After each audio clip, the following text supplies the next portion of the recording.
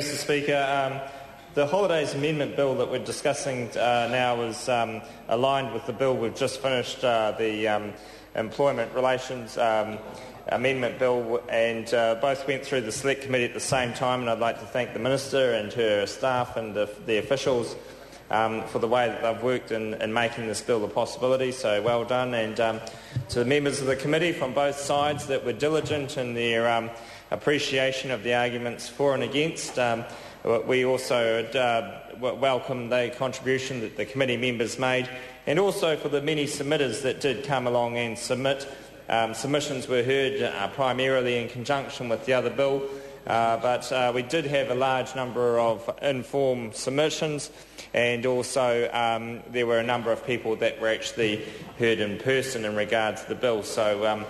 thank you to all of those people. I guess the bill in itself contains some main provisions that the Minister has gone through and has given people a bit of a heads up as to what is the heart of this bill. And the Labour opposition across the way aren't discussing the bill at all. They're just trying to see it as part of a right-wing agenda rather than actually looking at how it is constructive and in the best interests of New Zealand workers, because it gives them choice. And choice in the work environment is something that the Labour Party will fight for its dying day, because the whole point of the Labour Party is to avoid choice in the workplace. It's to have control in the workplace through the union movement, and anything that looks like choice in the workplace is seen as abhorrent to the Labour Party, and they will fight it because they know it goes to the reason that they are there. They are there to control people, to not give people the ability to think for themselves. They are there to dictate to people what should or shouldn't happen, and they do that under the guise of looking after the vulnerable, looking after the young, looking after the elderly, when the reality is they are the party that take advantage of vulnerable people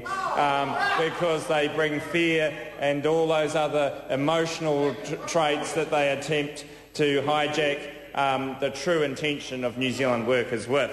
And so it is a shame when a piece of legislation like this comes to this House that is in the best interest of New Zealand workers, that the Labour Party tries to hijack it with their fair tactics. So I think the heart of the legislation, where it gives that choice for employees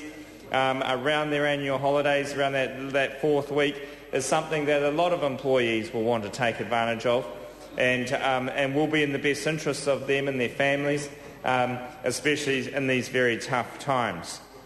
There are also clarification around the Christmas and New Year public holiday rules, and a number of other things, such as the calculation of average daily pay, the transfer of public holidays, the penalties for employers, and the proof of sickness or injury.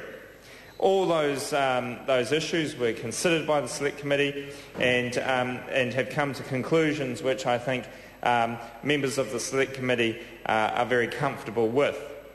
The average daily pay calculation is something that probably at some time in the future this House may come and visit again. I think there were some submissions that set up some possibilities in regard to what could happen in that area, and that may be well something that over time is considered in a different piece of legislation to take into account the difficulty in those calculations. But overall, this legislation is there for workers' best interests. The Labour Party is against that because it's about choice, and the National Party supports this and